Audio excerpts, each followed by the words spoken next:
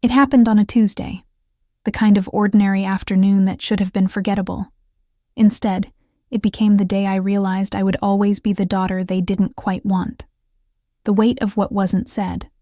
There's a particular kind of pain that doesn't announce itself. It doesn't arrive with shouting or slammed doors. It seeps in through the cracks, through the invitations that never arrive, through conversations that stop when you enter the room, through the way your mother's eyes slide past you at family dinners. I spent years trying to understand what I had done wrong, what essential quality I lacked that made me, in their eyes, not quite enough. By the time I turned 35, I had perfected the art of disappearing. Not dramatically, not with slammed doors or theatrical exits. I simply made myself smaller, quieter, easier to overlook. It became my survival strategy, to be present but invisible, to attend every gathering while somehow never really being there. The hook. I was 38 years old the first time my own family made me feel like a guest in my mother's house. Let me tell you how it happened. Not because I want your pity, not because I'm looking for someone to say they're sorry on your behalf, but because if you've ever stood in a room full of people who are supposed to love you and felt completely alone, you'll understand why I need to say this out loud. The family that raised me, my mother, the matriarch, the gatekeeper, the one whose approval I spent my entire childhood chasing, warm to everyone else, distant to me. I learned early that her love came with conditions I could never quite meet. My sisters, the golden children. The ones who got the inside jokes, the whispered conversations, the spontaneous hugs.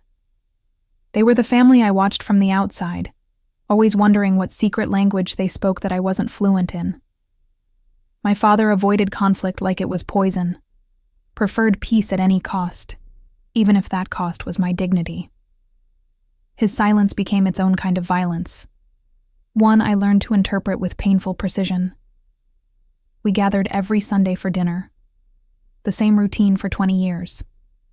I would arrive early to help set the table, careful to arrange the silverware exactly as my mother liked it. I watched her smile at my sisters while barely acknowledging me. I memorized the way she touched their arms when she laughed, the way she never touched mine. The day everything became clear.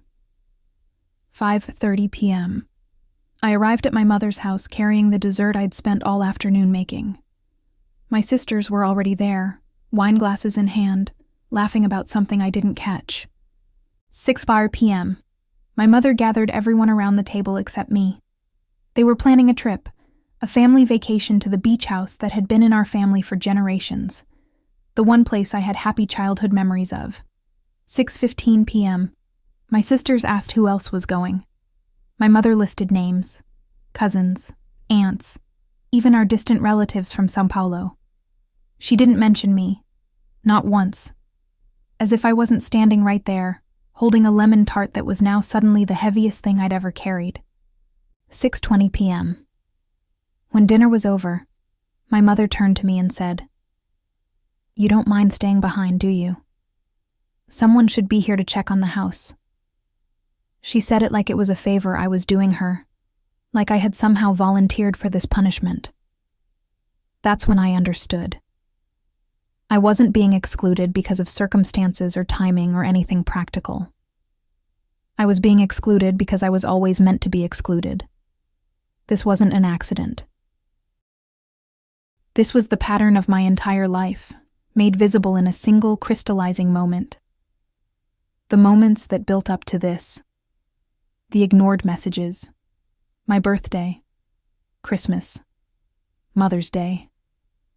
I would send carefully worded texts, waiting hours for responses that never came.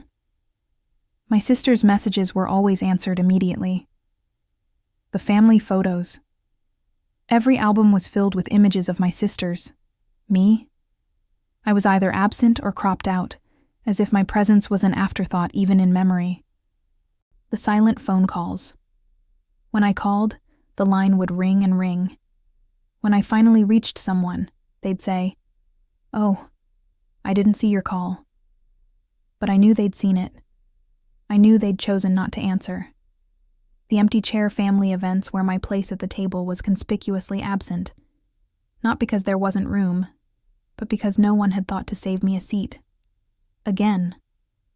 These weren't isolated incidents. They were the wallpaper of my life, the constant low-grade hum of rejection that I had learned to normalize. Each small exclusion taught me to expect less, to ask for less, to want less. Why I stayed so long. Here's what no one tells you about toxic family dynamics. The shame is yours to carry, not theirs. You're the one who lies awake at night wondering if you're too sensitive, if you're making too much of nothing, if maybe, just maybe, the problem is you. I told myself they were tired. I told myself they were stressed. I told myself they loved me in their own way. I collected evidence of their kindnesses, the occasional hug, the rare compliment, the time my father remembered my favorite ice cream, and held them up against the mountain of rejection like they were somehow equal. But here's the truth I've learned. You cannot reason your way out of being unwanted. No amount of self-improvement, no perfect behavior, no sacrifice will make people choose you if they don't want to. The night after the beach house incident, I sat in my apartment and Googled adult-children estrangement and family rejection and gaslighting by parents. And for the first time in my life, I saw my story reflected back at me not as an anomaly, but as a pattern. I realized I had spent 38 years trying to earn a love that was never mine to earn. That some people simply don't have the capacity to love certain people, and it has nothing to do with worthiness or behavior or anything you did or didn't do.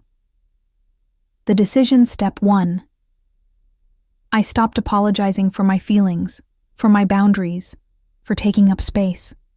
I stopped saying sorry for existing when I was the one who had been wronged. Step 2.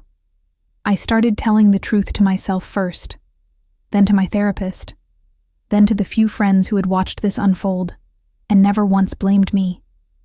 Speaking it out loud made it real. Step 3.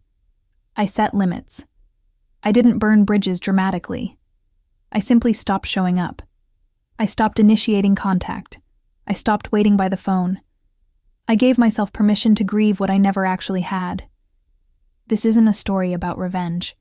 I didn't send an angry email. I didn't confront them at a family dinner. I didn't demand an apology they would never give. My act of defiance was much quieter. I chose myself. I chose peace over the exhausting performance of belonging. I chose silence over the constant ache of rejection. What I've learned. Your family doesn't get to define your worth. Their inability to love you properly is a reflection of their limitations, not yours.